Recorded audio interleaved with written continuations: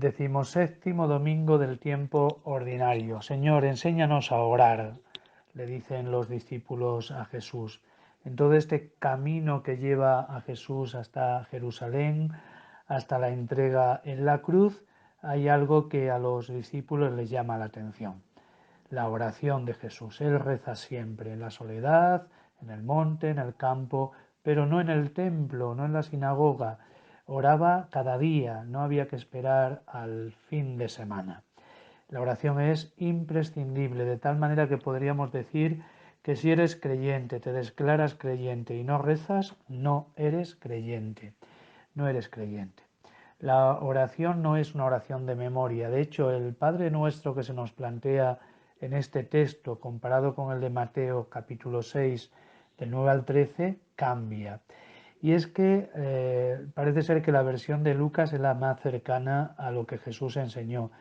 Pero la oración esta en concreto es un recuerdo vivo y creativo de la comunidad de Lucas. Es decir, ellos la van recreando con aquello que habían oído a Jesús. ¿Qué se pretende con la oración? Primero, invocar a Dios como Padre, Madre. Segundo, el deseo de un mundo diferente llevado a la vida. Esto parte de la experiencia que tengamos de Dios. Y fijaos la experiencia que tiene el profeta Oseas, que Jesús la lleva hasta lo más pleno. Cuando Israel era niño, yo le amé y de Egipto llamé a mi hijo. Cuanto más lo llamaba, más se apartaban de mí.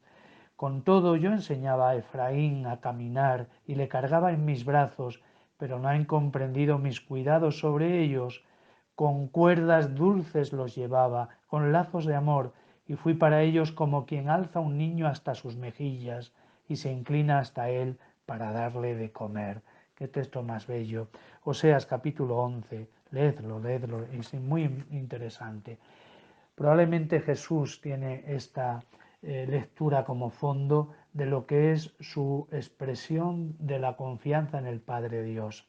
Abba le va a llamar él en arameo. Papaito sería la traducción. Papa, mama, lo que vienen a decir los niños pequeños. Es un signo de especial intimidad.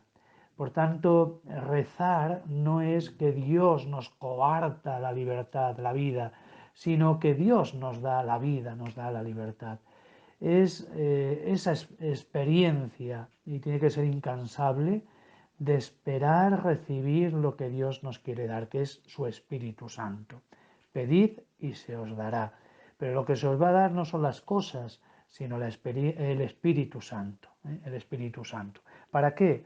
Para afrontar las situaciones de la vida con la fuerza del Espíritu de Jesús. Pero para ello hay que tener la confianza puesta en el Padre, Madre, Dios, en el Papa, en la Mamá, que dirían los pequeños, los niños. Oramos porque necesitamos. Somos limitados, lo sabemos de sobra, pero deseamos superarnos. Y orar es ponerse en contacto con aquel que está siempre atento a nuestros gritos de dolor y sufrimiento. No solo que le necesitamos, sino que Él nos impulsa.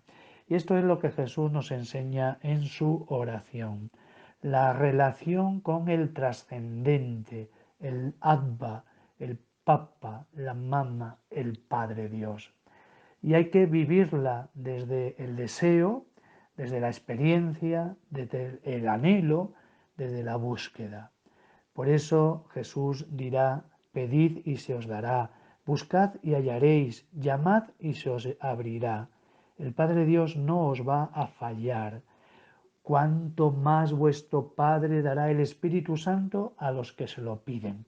Pero hay que pedir que se nos regale el Espíritu Santo constantemente, en el fregadero de casa, en el paseo de la mañana, al pie del enfermo, paseando por la naturaleza, en la ducha, en la calle, donde estemos, cuidando o dejándonos cuidar. Pedid y se os dará el Espíritu Santo. Feliz domingo.